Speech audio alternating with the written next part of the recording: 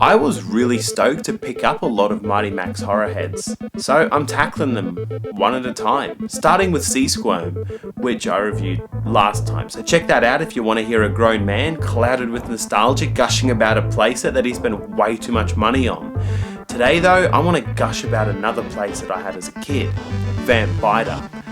Well, allow me to be maybe a little bit lenient again, because Vamp is another one of my favourites and I had some really fond memories with it.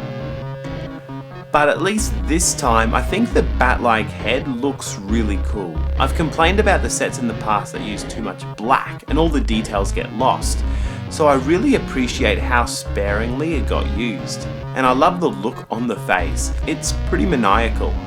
This is one vampire bat that might look happy to see you, but you probably wouldn't have him around to house sit. Opening the Vamp up, we get only one large enemy figure. As a kid, I honestly don't even remember being bummed about that. We get Nightwing. I really think the trade-off here is awesome. We get a lot more detail and it is a really cool looking figure. Personally for me though, his cavern is where the playset really shines. It sets up a great scene with slime on the walls and the brickwork and the window openings. There's a lot of different paint applications in here and plenty of blood.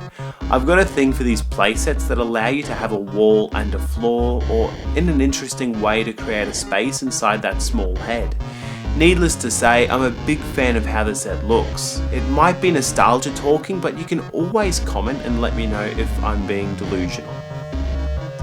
With a lot of these horror heads, I also got the comic strips to go along with them, so check out the website if you want to read them yourself, or for a few more high resolution images from the playset. But yeah, the story here is that Mighty Max gets teleported into Nightwing's cavern.